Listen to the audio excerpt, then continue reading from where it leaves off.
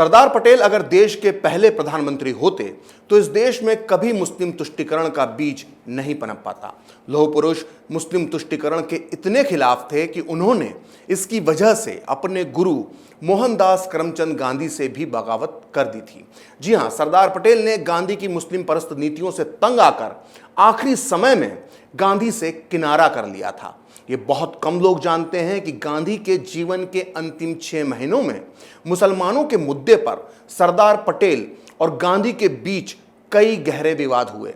आज मैं खरी बात में आपको तथ्यों, तर्कों और सबूतों के साथ बताऊंगा कि आखिर क्यों सरदार पटेल ने कहा था कि गांधी हिंदुओं के चेहरों पर कालिख पोतना चाहते हैं।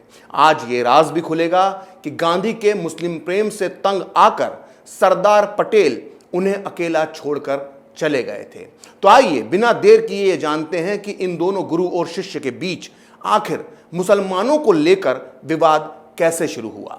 दरअसल गांधी जहां सरदार पटेल को एक तरह से मुस्लिम विरोधी समझते थे, वहीं सरदार पटेल गांधी की मुस्लिम परस्त नीतियों के घनघोर विरोधी थे। गांधी और सरदार पटेल के इस वैचारिक मतभेद में जवाहरलाल नेहरू और मौलाना आजाद आग में घी डालने का काम करते थे।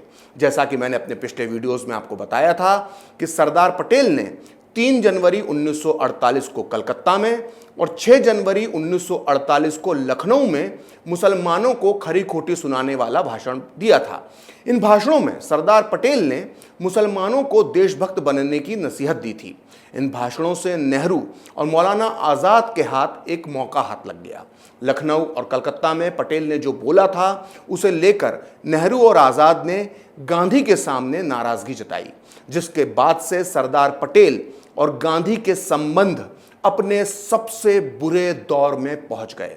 इस पूरे घटनाक्रम के बारे में सरदार पटेल के पर्सनल सेक्रेटरी वी शंकर ने अपनी मशहूर किताब रेमिनिसेंस ऑफ सरदार पटेल के पेज नंबर 160 पर लिखा है कि लखनऊ और कलकत्ता में सरदार पटेल के दिए गए भाषण दिल्ली में विवाद का विषय बन गए थे। इन भाषणों के विरोध में पंडित नेहरू और मौलाना आज़ाद के गुट से लगातार प्रतिक्रिया आ रही थी। खासकर इस गुट के मौलाना हाफिज उर रहमान और मौलाना सईद ने पटेल के खिलाफ हथियार उठा रखे थे। उस दौर में सरदार पटेल के विरोधियों ने गांधी के दरबार में पूरी तरह से कब्जा जमा रखा था। इसका नतीजा ये हुआ कि गांधी के कैंप का पूरा माहौल सरदार पटेल के खिलाफ हो गया। गांधी जी ने पटेल से पूछा कि उन्होंने ऐसे भाषण क्यों दिए। नेहरू और मौलाना आज़ाद के इशारे पर सरदार पटेल के खिलाफ गांधी को भड़काने में मौलाना हाफिज उर रहमान सबसे आगे थे। मौलाना हाफिज जमीयत उल उलेमा हिंद के एक बड़े नेता थे और ये मौलाना आज़ाद के बेहद करीबी माने जाते थे। मौलाना हाफिज उर रहमान ने आए दिन गांधी के पास पहुंचकर सरदार पटेल के खिलाफ माहौल बनाने का जिम्मा उठा रखा था। अगर आपको लग रहा है कि मौलाना हाफिज के बारे में मैं ये बातें मन से कह रहा हूं तो आप गलत हैं। मौलाना हाफिज की गांधी के सामने बार बार शिकायत करने की इस फितरत के बारे में महान स्वतंत्रता सेनानी आचार्य कृपलानी ने भी अपनी किताब में लिखा है। आचार्य कृपलानी अपनी मशहूर किताब Gandhi his life and thought के पेज नंबर 299 पर लिखते हैं कि मौलाना हाफिज उर रहमान और कुछ अन्य मुस्लिम नेताओं ने रोज सुबह गांधी के पास जाने की आदत बना ली थी। ये लोग बेहद मामूली घटनाओं की रिपोर्ट भी गांधी को दिखाते थे। मौलाना साबित करना चाहते थे कि सरकार और कांग्रेसी नेताओं की कोशिशों के बाद भी दिल्ली की सांप्रदायिक स्थिति नियंत्रण में नहीं है। तो सुना आपने किस तरह से इस देश के कुछ ताकतवर मुसलमान गांधी के सामने सरदार पटेल के खिलाफ माहौल बनाते थे। इन सब साजिशों का ही नतीजा था कि जनवरी 1948 के दूसरे हफ्ते तक आते आते सरदार पटेल के लिए गांधी का रवैया बेहद कठोर होता जा रहा था। सरदार पटेल को गांधी मुस्लिम विरोधी समझते थे। ऊपर से सरदार पटेल पाकिस्तान को 55 करोड़ रुपए देने को तैयार नहीं थे। बस फिर क्या था, इन्हीं सब मुद्दों पर गांधी ने 3 जनवरी 1948 की सुबह 11:55 पर अपना आखिरी अनशन शुरू कर दिया। गांधी के इस अनशन से सरदार पटेल सबसे ज्यादा आहत हुए। वो अपने ऊपर लग रहे आरोपों से जितना दुखी थे, उतना ही वो गुस्से में भी थे। सरदार पटेल अपनी इसी मनोदशा के साथ उसी दिन शाम को गांधी, नेहरू और आजाद से मिलने के लिए बिड़ला भवन पहुंचे। देश के 4 दिग्गज नेताओं के बीच हुई उस बैठक में जो कुछ हुआ, उसके बाद गांधी और पटेल के पहले जैसे गुरु और शिष्य के संबंध नहीं रहे। मौलाना आजाद ने अपनी मशहूर किताब इंडिया विंस फ्रीडम में इस बैठक का विस्फोटक वर्णन किया है। इस किताब का हिंदी अनुवाद आज़ादी की कहानी इस वक्त मेरे हाथ में है। इस किताब के पेज नंबर 210 पर मौलाना आज़ाद ने जो लिखा है उसे यहाँ हूबहू बताना ज़रूरी है। मौलाना आज़ाद के मुताबिक अनशन के पहले दिन शाम को जवाहरलाल, सरदार पटेल और मैं गांधी जी के पास बैठे थे। सरदार पटेल अगले दिन बंबई जाने वाले थे। उन्होंने गांधी से औपचारिक तरीके से बात की और उनसे शिकायत की कि वो बेमतलब में अनशन कर रहे हैं और इस अनशन का करने का कोई सही कारण भी नहीं है। वास्तव में उनके अनशन से सरदार पटेल पर ही आरोप लगेंगे।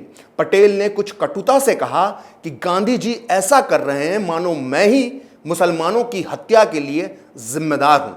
मौलाना आजाद आगे लिखते हैं कि पटेल की इस बात पर गांधी ने ऐतराज जताया और ये कहा कि मुसलमानों के पास शिकायत करने के कई कारण हैं और वो सब कुछ अपनी आंखों से देख रहे हैं। लेकिन इसके बाद मौलाना आजाद जो आगे लिखते हैं वो बहुत ही चौंकाने वाला है। उन्होंने अपनी इस किताब के पेज नंबर 210 पर लिखा है कि गांधी जी के जवाब से सरदार पटेल नाराज हो गए और वो कर्कश शब्दों में बोलने लगे। इससे जवाहरलाल और मुझे बहुत सदमा पहुंचा। मैंने उनसे कहा कि वल्लभ भाई, शायद आपको महसूस नहीं हो रहा है, लेकिन आपका व्यवहार बहुत ही अपमानजनक है और आप गांधी जी को बहुत दुखी कर रहे हैं। तब एक भी शब्द कहे बगैर सरदार पटेल उठ गए और जाने लगे। मैंने उन्हें रोका और कहा कि आप अपना कल का बंबई दौरा रद्द कर दीजिए, जिस पर सरदार पटेल एकदम चिल्लाते हुए बोले कि मेरे यहां रहने का क्या फायदा है। गांधी जी मेरी बात सुनने को तैयार नहीं हैं। वो ये बात तय कर चुके हैं कि पूरी दुनिया के सामने हिंदुओं के मुंह पर कालिख पोत दी जाए। यदि उनका यही रवैया है तो मैं अपना कार्यक्रम नहीं बदल सकता और मैं बंबई जरूर जाऊंगा। मौलाना आजाद के मुताबिक गांधी के सामने उन्हें खरी खोटी सुनाने के बाद सरदार पटेल गुस्से में बिड़ला भवन से बाहर निकल गए। मौलाना आजाद अपनी इसी किताब में आगे लिखते हैं, सरदार पटेल के शब्दों से अधिक उनके बात करने के तरीके ने मुझे ज्यादा दुख पहुंचाया। मैंने सोचा कि गांधी जी पर इसका कितना असर पड़ा होगा। गांधी जी ने ही पटेल को नेता बनाया था और पटेल गांधी जी के समर्थन के बिना कुछ नहीं थे। फिर भी वे आज ऐसे कर्कश शब्दों में गांधी जी से बात कर रहे थे। हमने सोचा कि ऐसी स्थिति में आगे कुछ भी कहना बेकार है और पटेल वहां से चले गए। तो सुना आपने मौलाना आजाद ने कितनी बड़ी बात लिखी है। सोचिए, गांधी की मुस्लिम तुष्टीकरण की नीति से उनके 30 साल पुराने शिष्य सरदार पटेल को इतनी तकलीफ पहुंची कि उन्होंने अपने गुरु गांधी का अपमान तक कर दिया। वहीं सरदार पटेल को यह भी लगता था कि गांधी इस अनशन के जरिए हिंदुओं के मुंह पर कालिख पोतने का काम कर रहे हैं। उधर मौलाना आजाद का मानना था कि गांधी ने यह अनशन सरदार पटेल के खिलाफ ही किया था। वो लिखते हैं कि सरदार पटेल मुसलमानों को सुरक्षा उपलब्ध कराने में नाकाम हुए थे। ऊपर से अगर इस मामले में उनसे कोई शिकायत की जाती थी तो वो उसे भी टाल देते थे। ऐसे में गांधी जी को लगा कि उनके सामने अब अनशन के अलावा कोई और रास्ता नहीं है। एक तरह से ये अनशन सरदार पटेल के रवैये के विरोध में था और पटेल इस बात को जानते थे। गांधी का यह अनशन 4 दिन तक चला। इस बीच सरदार पटेल के विरोध के बाद भी पाकिस्तान को 55 करोड़ रुपए दे दिए गए और गांधी का अनशन खत्म हो गया। सरदार पटेल इस पूरे घटनाक्रम से इतना आहत हुए कि उन्होंने गांधी को एक पत्र लिखकर अपने इस्तीफे की पेशकश तक कर दी। गुजराती भाषा में लिखे गए इस पत्र में सरदार पटेल ने अपने मन के सारे गुबार निकाल दिए थे और ये साफ कर दिया था कि अब वो किसी भी कीमत पर नेहरू मंत्रिमंडल में नहीं रहेंगे। सरदार पटेल का यह पत्र प्रकाशित हुआ है गांधी के पर्सनल सेक्रेटरी प्यारेलाल नैयर की इस किताब महात्मा गांधी पूर्ण आहुति के खंड 4 के पेज नंबर 397 पर। सरदार पटेल ने अपने इस पत्र में लिखा था कि मौलाना आजाद भी मेरे काम से खुश नहीं हैं। आपको मेरे बचाव के लिए बार बार लड़ना पड़ता है, इसे मैं सहन नहीं कर सकता। ऐसे हालात में मेरे लिए और देश के लिए भी यही अच्छा होगा कि आप मुझे इस्तीफा देने दें। मैं अपने साथियों पर भार और आपके लिए दुख की वजह नहीं बनना चाहता। इस असहनीय स्थिति से आपको मुझे जल्द से जल्द मुक्त कर देना चाहिए। गांधी को पत्र लिखकर इस्तीफा देने के पीछे सरदार पटेल के मन में क्या चल रहा था, इस पर वी शंकर ने विस्तार से प्रकाश डाला है। गांधी के अनशन के दौरान जब सरदार पटेल काठियावाड़, अहमदाबाद और बंबई के दौरे पर थे, तब वी शंकर पूरे समय उनके साथ थे। वी शंकर के मुताबिक इस पूरे दौरे में पटेल दुखी नजर आ रहे थे और ऐसा लग रहा था कि जैसे वो अपनी अंतर आत्मा की खोज में लगे हैं। वी शंकर ने अपनी किताब my reminiscence of Sardar Patel के पेज नंबर 153 पर लिखा है कि मैं महसूस कर सकता था कि सरदार पटेल नेहरू के साथ अपने खराब होते संबंधों से बेहद दुखी थे। उन्हें इस बात की तकलीफ थी कि गांधी जी के सामने मुस्लिम नेता उनकी गलत छवि पेश करते थे। पाकिस्तान को 55 करोड़ रुपए देने पर भी पंडित नेहरू के रवैये से भी सरदार पटेल को निराशा हुई थी। इसके अलावा कश्मीर के मुद्दे को यूनाइटेड नेशंस में ले जाने के गलत फैसले और गांधी जी के अनशन से भी सरदार पटेल निराश थे। लेकिन वो सबसे ज्यादा इस बात से दुखी थे कि उनके और गांधी जी के बीच एक दीवार खड़ी हो गई थी। सरदार पटेल गांधी से बेहद नाराज थे। अपनी बंबई और काठियावाड़ की यात्रा पूरी करने के बाद सरदार पटेल जब 25 जनवरी 1948 को गांधी से मिलने पहुंचे तो उनका यह गुस्सा साफ साफ नजर आ रहा था। सरदार पटेल के पर्सनल सेक्रेटरी वी शंकर की किताब के मुताबिक सरदार पटेल ने गांधी से शिकायत की कि जब भी वो उनसे बात करना चाहते हैं तो गांधी ऐसे लोगों से घिरे होते हैं जो उनके दुश्मन नहीं हैं तो कम से कम दोस्त भी नहीं हैं। ऐसे लोगों के सामने बातचीत करने से कोई हल नहीं निकलेगा। बातचीत अकेले में और दिल से होना चाहिए। इस मुलाकात में सरदार पटेल गांधी से कितना नाराज दिख रहे थे, इसकी पुष्टि मौलाना आजाद भी अपनी किताब इंडिया विंस फ्रीडम में करते हैं, जिसका हिंदी अनुवाद आज़ादी की कहानी इस वक्त मेरे हाथ में है। इस किताब के पेज नंबर 214 पर मौलाना आज़ाद ने लिखा है कि बंबई से लौटकर सरदार पटेल गांधी जी से मिलने के लिए आए। मैं भी उस समय वहां मौजूद था। गांधी जी ने बहुत प्यार से पटेल का स्वागत किया, लेकिन सरदार पटेल साफ तौर पर कुछ बेचैन से थे। उनके व्यवहार में कुछ रूखापन और औपचारिकता भी थी। वो गांधी जी से खुश नहीं थे क्योंकि गांधी जी ने मुसलमानों की सुरक्षा की भावना जागृत कर दी थी और इस भावना से सरदार पटेल सहमत नहीं थे। खैर, 25 जनवरी को गांधी से मिलने के बाद सरदार पटेल बिहार के दौरे पर रवाना हो गए।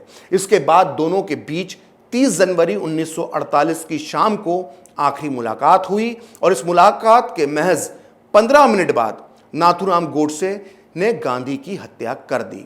कुल मिलाकर यह साफ हो जाता है कि गांधी के अंतिम दिनों में सरदार पटेल गांधी की मुस्लिम परस्त नीतियों से बेहद तंग आ चुके थे और उन्होंने इसी मुद्दे पर एक तरह से गांधी का साथ छोड़ दिया था। फिलहाल खरी बात प्रखर के साथ में इतना ही। आप चाहें तो मुझसे जुड़ने के लिए मेरे फेसबुक पेज प्रखर श्री 78 को लाइक कर सकते हैं और अगर ट्विटर पर आप मुझसे जुड़ना चाहते हैं तो मेरा ट्विटर हैंडल है प्रखर श्री 78। अगर आपको ये वीडियो पसंद आया तो इसे लाइक करें, शेयर करें और कैपिटल टीवी को सब्सक्राइब करें। नमस्कार।